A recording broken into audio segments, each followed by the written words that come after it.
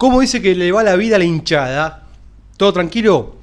Bueno, gente, vamos a hablar de plexo braquial. Por acá todo bien, contento porque me gustó cómo quedó este tema, me parece que está piola. Recordemos que esto es un corte horizontal de una médula espinal, esto es anterior y esto es posterior. ¿Cómo nos damos cuenta? Porque el borde anterior de la médula, el surco medio anterior, es mucho más ancho y marcado y se nota que el surco medio posterior, que prácticamente no se nota. Esta es la sustancia gris medular, hasta anterior, hasta posterior, y vemos que el nervio raquídeo, como todo nervio, está formado por axones y dendritas, lo que en el sistema nervioso central sería sustancia blanca. Acuérdense de uno de los primeros videos de nervioso. Entonces, un nervio raquídeo está formado por una raíz anterior, que es motora, está de color colorado, y una raíz posterior que es sensitiva. La raíz motora sale, saca información, la raíz sensitiva la mete, la información. El nervio raquídeo, que sale de la médula por el agujero de conjunción, por las diferentes metámeras medulares, 8 cervicales, 12 torácicas, 5 lumbares, 5 sacras y de 3 a 5 coxígeas, ese nervio raquídeo, donde estamos, acá está este nervio raquídeo, ni bien sale del agujero de conjunción, ya es mixto y se divide en dos ramas, una rama anterior y una rama posterior. La rama posterior, desde cervical hasta coxígeo, va a estar destinada a los músculos de la gotera, a los músculos posteriores de la columna. La rama anterior se va a unir con diferentes ramas de arriba y de abajo y va a formar a nivel cervical, a nivel lumbar y a nivel sacrocoxígeo plexos. A nivel torácico forma lo que se llaman nervios intercostales. Entonces, cuando hablamos de un plexo nervioso, de estos plexos somáticos, hablamos de anastomosis de las ramas anteriores de los nervios raquídeos. El plexo braquial se va a formar entonces por la unión de las ramas anteriores de los nervios que salen de las metámeras cervical 5, 6, 7, 8 y torácica primera. Bien, cervical 5, esa rama anterior, se une a la cervical sexta y forma lo que se denomina primer tronco primario. El plexo braquial está formado por troncos primarios que se unen entre sí y originan troncos secundarios que dan como ramas, al unirse entre sí, ramas terminales, que son las 5 o 6 ramas terminales del plexo braquial. A ver, entonces tenemos un primer tronco primario formado por la unión de las ramas anteriores de C5 y C6. C7 por sí solo forma lo que se denomina segundo tronco primario y C8 unido a T1 forma el tercer tronco primario. Estos troncos primarios se dividen en anteriores y posteriores. Hay un tronco primario anterior, que es el que vemos acá en amarillo, y uno posterior que no lo estamos viendo en este momento. Hay un segundo tronco primario anterior, que lo vemos en amarillo, y un segundo tronco primario posterior que no lo vemos. Y lo mismo pasa con el tercero. El primer tronco primario se une al segundo tronco primario y forma un tronco secundario. Hay a nivel anterior dos troncos secundarios. Uno externo, esto es interno, esto es inferior, esto es externo y esto es superior. Tronco secundario es anterior y a su vez es externo. Tronco secundario anteroexterno.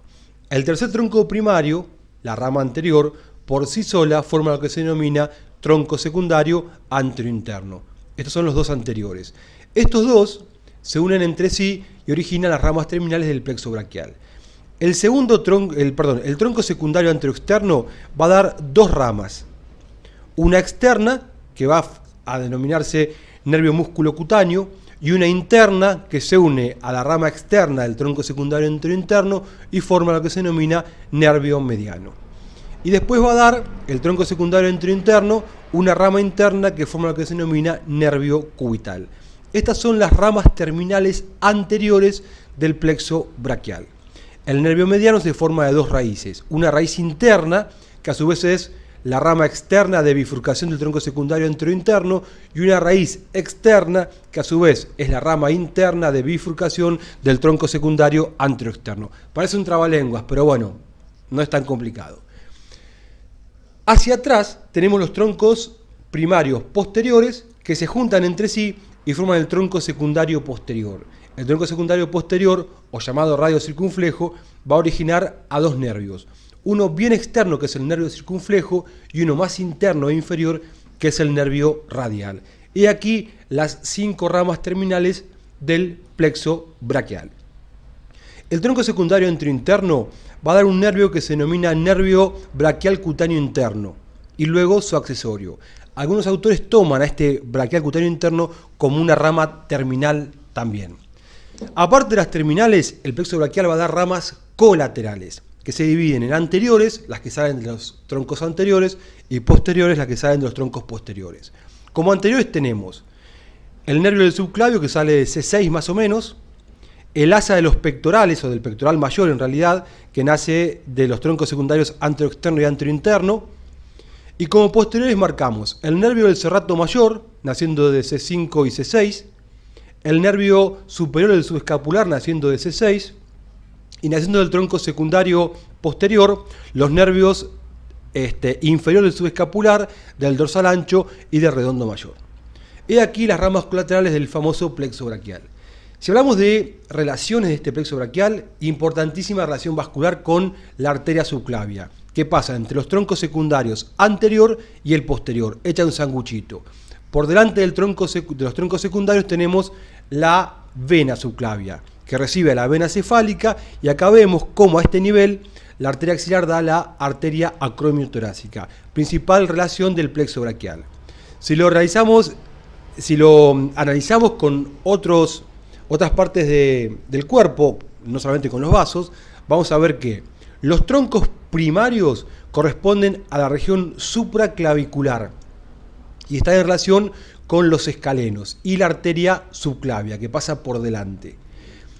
A nivel de los troncos secundarios vemos que está contenido en la axila, y la arteria axilar se hace sanguchito entre los troncos secundarios anteroexterno y anterointerno.